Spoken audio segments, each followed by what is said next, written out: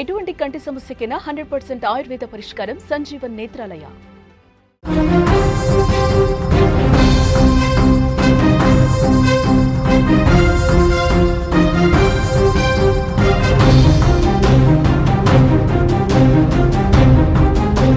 తమిళనాడులో దారుణం చోటు చేసుకుంది. కూతుళ్ల గొంతు కోసిన కన్న తండ్రి. దారుణం తర్వాత విషం తాగి అతను కూడా ఆత్మహత్య చేసుకున్నాడు. కొడుకును చంపకుండా వదిలేశాడు. తల్లి చూస్తుండగానే ఈ దారుణ హత్యలు జరిగాయి. అప్పుల బాధతో దారుణానికి ఒడిగట్టినటువంటి వైనం కేసు నమోదు చేసుకున్నారు పోలీసులు. చాలా దారుణమైనటువంటి విషయం. ప్రపంచంలో తల్లిదండ్రుల ప్రేమకి ఇంకొకటి సాటి ఉండదు. తండ్రి అంటే ఒక నమ్మకం, తండ్రి అంటే ఒక ధైర్యం. పిల్లలకు ఆపద వచ్చినప్పుడు అడ్డు నిలిచి కాపాడేది ఆ తండ్రే. అలాంటి తండ్రే కన్న బిడ్డలకు యముడైతే దానికంటే విషాదం ఇంకేమైనా ఉంటుందా? అప్పుల బాధ, మానసిక వేదన ఒక తండ్రిలోని ప్రేమానురాగాల్ని పూర్తిగా చంపేసింది. క్షణికావేశంలో అతను తన కర్తవ్యాన్ని మరిచాడు. తన కష్టం నుంచి తప్పించుకోవటానికి కన్న బిడ్డల పాలిట యముడుగా మారిపోయాడు. రక్షణ కవచం కావలసినటువంటి ఆ చేతులు ప్రాణాలు తీసే పనిముట్లుగా, ఆయుధాలుగా మారిపోయాయి. ఆ చిన్నారి కళ్లకు హీరోగా కనిపించిన ఆ తండ్రి క్రూరమైన కిరాతుడుగా మారిపోయాడు. ప్రస్తుత అప్పుల బాధ తట్టుకోలేక భవిష్యత్తులో మరిన్ని అప్పులకు కారణమవుతారని నిద్రిస్తున్న ముగ్గురు ఆడపిల్లల్ని, జాగ్రత్తగా వినండి, ఇక్కడ నిద్రపోతున్నటువంటి ముగ్గురు ఆడపిల్లల్ని వేట కొడవలితో గొంతు కోసి చంపేశాడు ఆ తండ్రి. ఈ పాపాన్ని కొడుగట్టిన తర్వాత అతను కూడా తనువు చాలించాడు. విషం దాగి చచ్చిపోయాడు. నామక్కల్ జిల్లా రాసిపురం ప్రాంతానికి చెందిన గోవిందరాజ్ ఒక ఆటో డ్రైవర్గా పనిచేస్తా ఉన్నాడు. భార్య భారతి ఉంది. ముగ్గురు కుమార్తెలు. 8 ఏళ్ల ప్రీతికాశ్రీ, 6 ఏళ్ల రితికాశ్రీ, 5 ఏళ్ల దేవశ్రీ. పేర్లు ఎంత చక్కగా పెట్టాడు చూడండి, దేవశ్రీ, రితికాశ్రీ అని. 1 సంవత్సరం వయసున్న కొడుకు అనీశ్వర్ కూడా ఉన్నాడు. గోవిందరాజ్ ఆర్థికంగా చాలా కష్టాలు పడ్డాడు. 8 నెలల క్రితం ఒక లారీ కొనడానికి ప్రైవేటు ఫైనాన్స్ కంపెనీ నుంచి 14 లక్షల రూపాయలు అప్పు చేశాడు. ఆ డబ్బుతో అతను లారీ కొనలేదు, ఇల్లు కట్టుకున్నట్టుగా తెలుస్తోంది. ఈ అప్పు తీర్చడానికి అతను కేరళ వెళ్లి కూలీ పని కూడా చేశాడు. 27,000 రూపాయలు ఈఎంఐ కూడా కడతా ఉన్నాడు. కొన్ని రోజుల క్రితం కేరళ నుండి సొంత ఊరికి వచ్చాడు. ఈఎంఐ కట్టడంలో ఇబ్బందులు కూడా ఏర్పడ్డాయి. అప్పుల బాధ వెంటాడుతోంది. ఫైనాన్స్ కంపెనీలు వెంటబడుతున్నారు. గోవిందరాజ్ తీవ్రమైన మానసిక వేదనకు గురవుతూ ఉండేవాళ్ళని అక్కడ స్థానికులు కూడా చెప్తున్నారు. మరి ఏం ఆలోచించాడో ఏమో తెలియదు కానీ ఒక్కసారిగా మైండ్ డైవర్ట్ అయిపోయింది. ఒక్కసారిగా తన ఆలోచన పూర్తిగా మారిపోయింది. రాత్రి సమయంలో నిన్న కుటుంబం మొత్తం భోజనం చేసి ప్రశాంతంగా పడుకుంటా ఉన్నారు. గోవిందరాజ్ భార్య భారతి కొడుకుతో కలిసి బెడ్రూమ్లో ఉంది. గోవిందరాజ్ తన ముగ్గురు కుమార్తెలతో కలిసి హాల్లో పడుకున్నాడు. తెల్లవారుజామున సరిగ్గా 3 గంటలకు నిద్ర లేచాడు గోవిందరాజ్.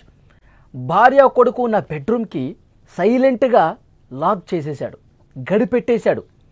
ఇంట్లో ఒక కొడవలి తీసుకున్నాడు. హాల్లో నిద్రిస్తున్న ముగ్గురు కుమార్తెలను, పాపం చిన్న పిల్లలు, 8 సంవత్సరాలు, 4 సంవత్సరాలు, 6 సంవత్సరాలు అంటే ఎంత చిన్న పిల్లలు చూడండి, చిన్న పాపలు. వాళ్ళు పడుకుంటున్న సమయంలో ఇంట్లో ఉన్న ఒక కొడవలి తీసుకొని, ఒక కత్తి తీసుకొని చాలా దారుణంగా గొంతు కోసి ఆ ముగ్గురు పిల్లల్ని, చిన్న పాపల్ని చంపేశాడు. ఎంత దుర్మార్గం చూడండి. ఆ తండ్రి ఆ ప్రేమ, అనుబంధం, నా కన్న కూతుళ్ళో అన్న బాధ కూడా లేకుండా, నిజంగా ఈ వార్త చదువుతుంటే నాకు కూడా చాలా బాధేస్తుంది. లిటరల్గా ఏడుపు వస్తుంది. చాలా అంటే చాలా దారుణం. చిన్న పాపలు, చిన్న పిల్లలండి. వాళ్ళు నిద్రపోతున్న వాళ్ళని అట్లా పడుకోనడగానే కత్తి తీసుకొని గొంతు మీద కోసి చంపటం అంటే ఇంతకంటే ఏమైనా దారుణం ఉంటుందా? ఈ న్యూస్ చదువుతుంటే నాకు కూడా చాలా బాగా కళ్ళు చెమరుస్తున్నాయి, కళ్ళలో వాటర్ తిరుగుతాం. చాలా అసలు మాటలు రావట్లేదు. అంత దారుణమైన ఒక తండ్రి తన కుమార్తెల్ని అంత దారుణంగా చంపే నిర్ణయం తీసుకున్నాడంటే, పిల్లలు ఆ కత్తి ఇట్లా మెడ మీద కోస్తా ఉంటే ఏడుస్తూ ఉన్నారు. ఏం జరుగుతుంది, ఎందుకు డాడీ ఈ విధంగా ప్రవర్తిస్తున్నాడు, వాళ్ళందరూ కూడా ఏడుస్తూ ఉన్నారు బాధతో, ఆ నొప్పితో. ఇది విని షాక్ అయింది. బయట లోపల బెడ్రూమ్లో పడుకున్న ఆ భార్య, చిన్న 1 సంవత్సరం బాబు ఒక్కసారిగా ఉలిక్కిపడి లేచారు. తలుపు కొడతా ఉంది.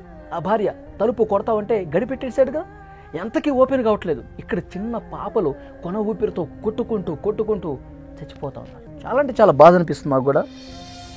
వార్త చదవలేకపోతాను, అంత బాధ కలుగుతోంది. ఆ భార్య ఇక్కడ పెద్ద పెద్ద కేకలు వేస్తోంది. కేకలు వేస్తుంది, రండి ఎవరన్నా రండి, ఏదో చేసేస్తున్నాడు, నా పిల్లల్ని చంపేస్తా ఉన్నాడు అని చెప్పి చాలా బాధతో కేకలు వేస్తుందా, అరుస్తూ ఉంది. అప్పుడు చుట్టుపక్కల అందరూ కూడా వచ్చి గడియ పగలగొట్టే ప్రయత్నం చేశాడు. 3 పాపల్ని చంపేసి ఏం చేశాడు తెలుసా, తను కూడా విషం తాగి చనిపోయాడండి. విషం తాగేసి పడిపోయాడు.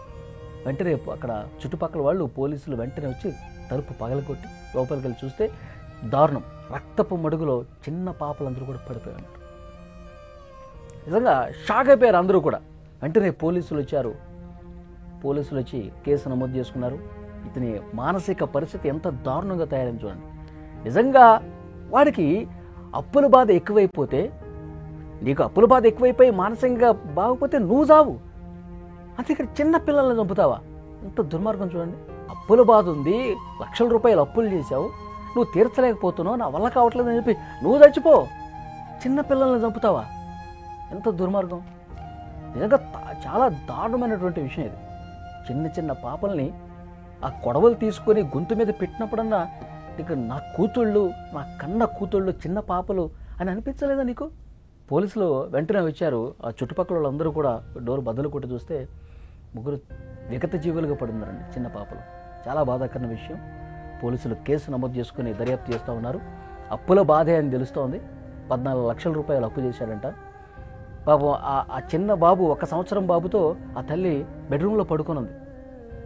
వీళ్ళు అసలు రావద్దు, ఈ రూమ్లోకి రావద్దు, నన్ను ఆపొద్దు అని ముందే ఫిక్స్ అయిపోయి గడి పెట్టేసి, చాలా బాధాకరమైన విషయం. ఇలాంటి సైకో మెంటాలిటీ వదలని నిజంగా అతను బతుకుంటే మాత్రం జీవితాంతం జైల్లో పడేయాల్సింది. కానీ విషం దాగి చచ్చిపోయాడు. చాలా బాధ కలుగుతుంది నాకైతే ఈ వార్త చదువుతుంటే. ఎందుకంటే 3 చిన్న చిన్న పాపలు, వాళ్ళు ఏం చేశారండి?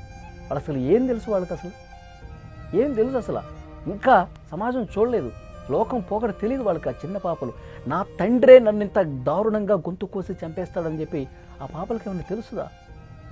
అమాయకులైనటువంటి ఆ చిన్నారుల్ని దారుణంగా గొంతు కోసి చంపేశాడంటే నిజంగా చాలా బాధ కలుగుతుంది. చాలా బాధాకరమైన విషయం.